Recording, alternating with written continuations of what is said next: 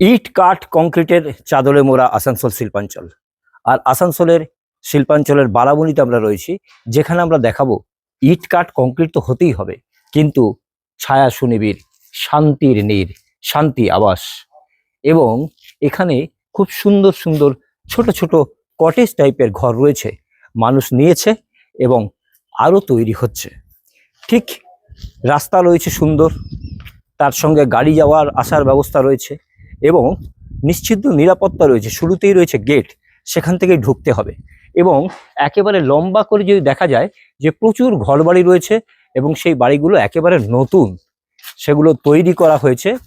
এবং এখানকার মানুষরা যারা আছেন শান্তিনিবাস, সেই শান্তিনিবাসে ঠিক তারা কেমন আছেন।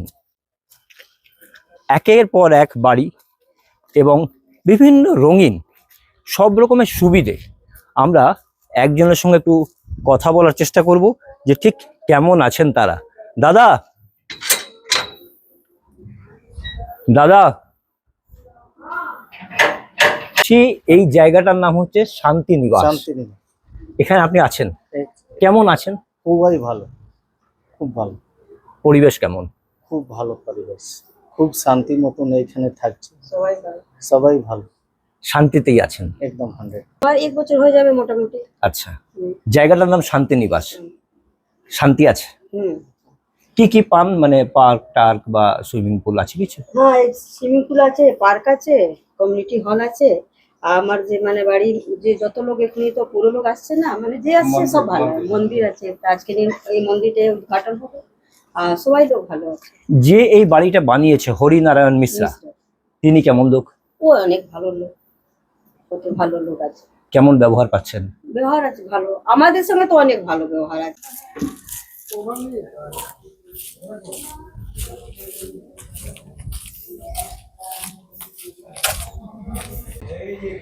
নমস্কার, আমি তিনাঞ্জন। আমাদের বিশেষ অনুষ্ঠান তুমি বলবে আমি শুনবো, এতে আমরা কিছু বলি না, এতে বলে সাধারণ মানুষ, জনগণ, জনপ্রতিনিধি আমাদের মধ্যে বার্তা পৌঁছায়।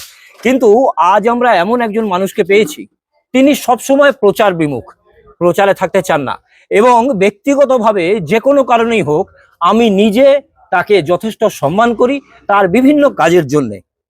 শ্রী হরিনারায়ণ মিশ্র দাদা, আজকের যে বিষয়টা, এত সুন্দর একটা শান্তিনিবাস, মানুষ বলছে প্রচুর শান্তিতে আছেন, এরকম তৈরি করার ঠিক পিছনে কারণটা কি, ভাবনাটা কি? দেখুন, অ্যাকচুয়ালি আমার এটা 1987 থেকে শুরু করেছে আসানসোলের অঞ্চলে। বাকি অন্য কোনো জায়গায় আমার সুযোগ ছিল আমি করিনি। আসানসোল বাসিন্দাদের বা আসানসোলে কেউ আসুক বাইরের থেকে, এটা আমি চাইছিলাম। তো আমাদের এই শহরের মধ্যে এত জমি জায়গার দাম বেড়ে গেছে, যেই মধ্যবিত্ত, লোয়ার মধ্যবিত্ত পরিবারের নাগালের বাইরে হয়ে গেছে। ওখানে একটা জমি কিনে যদি ওখানে অ্যাপার্টমেন্ট বা এইরকম বাড়ি তৈরি করি, তাহলে তাদের নাগালের বাইরে হয়ে যাবে। তাই আমি ওখান থেকে একটু আরো দূরে সরে এসেছি। সেখানে এসে দেখছি যে এই অঞ্চলে জমির দাম একটু কম এবং এই অঞ্চলটা একটু শান্তি প্রিয় জায়গায় সমস্ত। এখানে যদি মানুষ এসে শান্তিতে বাস করে, তাহলে আমি কেন শান্তি আবাসন প্রকল্প করতে পারবো না? এই চিন্তা করে আমি এখানে কিছু জমি কিনলাম, যেটা সহজেই সবাই ব্যাংক থেকে লোন পেয়ে যাবে, তাদের ব্যবস্থা করে দিয়েছি। এখানে একটা একটা আলাদা আলাদা বাড়ি ডিমার্কেশন করে করে দিয়ে দিয়েছি। 20 ফুট 18 ফুটের চওড়া রাস্তা করে দিয়েছি, এখানে ড্রেন করে দিয়েছি, ইলেকট্রিক লাইন ঢুকিয়ে দিয়েছি, আর পঞ্চায়েতের থেকে হয়তো জল ঢুকিয়ে দিয়েছে বা দেবে, এই পজিশন আছে। সবাইকে এক একটা করে কুয়ো করে দিয়েছি যাতে অসুবিধার মধ্যে না পড়ে। এরপরে এরা যারা বাস করছেন তাদের বাচ্চারা আছে। ওই শহরের ওই কস্টলি জায়গাতে আমরা হয়তো একটা পার্ক করে দিতে পারি না, আমরা সুইমিং পুল করে দিতে পারি না, নানা কারণে। তো এখানে কিন্তু ওই সমস্ত বাচ্চাদেরকে যাতে আমি একটা চিলড্রেন পার্ক করে দিতে পারি, একটু দোলনা লাগিয়ে দিতে পারি, এটা খেলার জায়গা করে দিতে পারি, তাহলে ওরা এই কম্পাউন্ডের, এই ক্যাম্পাসের মধ্যেই খেলাধুলা করতে পারবে। প্লাস আজকালকার দিনে একটু স্কুল থেকে আসার পরে বা বিকেল দিকে, সন্ধ্যের দিকে দেখা যায় যেখানে একটা সুইমিং পুল আছে, সেখানে প্রচন্ড ভিড়, দূর দূরান্ত থেকে লোক এসে গেছে এবং যারা মারিটম্যান তারা ওখানে সুইমিং করছে, সুইমিং শেখাচ্ছে, সুইমিং শিখছে। কিন্তু এইসব বাচ্চারা যারা সত্যিকারের লেখাপড়াতে তারা পিছনে থাকতে পারবে না, তাদেরকে একটু গাইড যদি আমরা করি, একটু সমর্থন করি ফিনান্সিয়ালি বা এইসব দিয়ে, তারা কিন্তু একদিন ভবিষ্যতে সমাজের উপকারে লাগবে। এই সেন্স আমি ওদেরকে একটা সুইমিং পুলও করে দিয়েছি এখানে। এখানের বাসিন্দারা যারা আছেন তারা ধরুন বার্থডে, বিয়ে, অন্নপ্রাশন, পৈতে অনেক রকমের হয়তো, তারা কোথায় যাবে, তার জন্য আমি একটা কমিউনিটি হলও করে দিয়েছি এখানে। তো এই ছোট্ট কয়েকটা ফ্যামিলি আছে, বেশি নয়, এখানে খুব কম জায়গার মধ্যে 2 কাঠা 3 কাঠা করে জায়গা দিয়েছি, বাউন্ডওয়াল করে দিয়েছি, আর 2টো রুম 3টে রুম করে তাদেরকে এখানে আমি দিলাম। এরা আমি যেই স্টার্ট করলাম দেখলাম, জানি না আমার একটা সুপরিচিতি আছে, হয়তো আপনারা প্রচার করে হয়তো বলেছেন জানি না, কিন্তু দেখলাম খুব সহজেই সবাই এটা কিনে নিলেন। তার মধ্যে অনেক ভালো ভালো লোক এখানে এসেছেন, বাস করছেন। আমি আজকের দিনে রামকৃষ্ণ মিশনের সেক্রেটারি মহারাজ আমার কাছে খুব রেসপেক্টেবল, সাধারণ মানুষের কাছে, সমাজের বুকে উনি অতি প্রিয় এবং পূজনীয় মানুষ। উনাকে দিয়ে আজকে এই মন্দির উদ্বোধন করিয়ে নেব। তারপরে এনারা এখানে সব বাসিন্দারা থাকবেন, আজ খাওয়া দাওয়া হবে, একটু আনন্দে থাকবে, পরে হয়তো সোশ্যাল ফাংশন টাংশনও করতে পারবেন। এই মর্মে আমরা আজ এখানে সবাই আজকের দিনে দাদা সমাজে মানুষ একেবারে শশব্যস্ত এবং সারাদিন কাজ করে আসার পরে এই যে একটা শান্তির পরিবেশ, এখানে কিন্তু কোনো কোলাহল নেই, এখানে কোনো দূষণ নেই। মানুষ বলছে আমরা যা পেয়েছি, সত্যি কিন্তু শান্তিটাই আমাদের কাছে একান্ত কাম্য। আর সেই জায়গা থেকে আপনি বিষয়টাকে একদম নিজের পরিবারের মতো করে ফেলেছেন।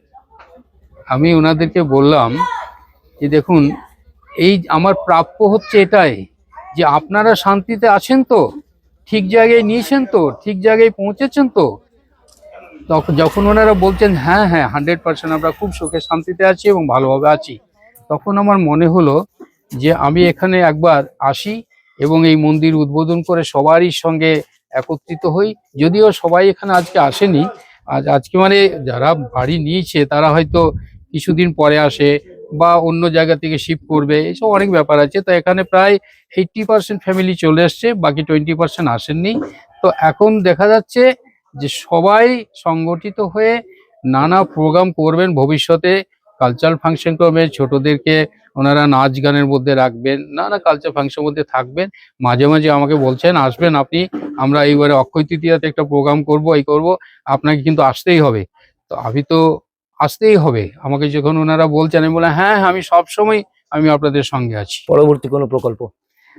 দেখুন, আমাদের বললাম 1987 থেকে আমরা প্রকল্প করে যাচ্ছি, কিন্তু এইরকম সাধারণ কম বাজেটের জমি সহ 1 রুম, ডাইনিং, কিচেন, বাথরুম, সিঁড়ি, উপরতলা, দোতলার, 3তলার ফাউন্ডেশন, ওভারের ট্যাঙ্ক, পাম্প, এইগুলো যে ওনারা পেয়েছেন, সামনে বলছেন দাম হচ্ছে মাত্র 17 লাখ টাকা। সেটাও আবার ব্যাংক থেকে ফাইন্যান্স করিয়ে দিচ্ছি। 2 বেডরুম হলে 24 লাখ, 3 বেডরুম হলে 30 লাখ। জমিটা কিনে ওনারা যদি এই বাড়িটা করতেন, ওনারা নিজেরাই স্বীকার করছেন এই বাড়িটা আমরা 40 লাখও শেষ করতে পারতাম না। অতএব এটাই আমার আনন্দ। একদমই তাই। ছায়া শনিবীর, শান্তির নীর, শান্তি নিবাস, এবং যিনি তৈরি করেছেন সম্পূর্ণভাবে সমস্ত মানুষকে নিজের পরিবার করে ফেলেছেন। তবে বলে রাখি, একটাই পরিবার নয়, ইনি কিন্তু অনেক পরিবার এরকম গঠন করেছেন, আগামী দিনেও করবেন, সবাইকে নিজের করে নিয়েছেন। আমরা বলছি না, বলছে এখানকার বাসিন্দারা, আমরা কথা বললাম তার সাথে। অসংখ্য ধন্যবাদ। আমাদের বিশেষ অনুষ্ঠান ধন্যবাদ। তুমি বলবে আমি শুনবো আজ এ পর্যন্তই। আবার দেখুন আগামীকাল।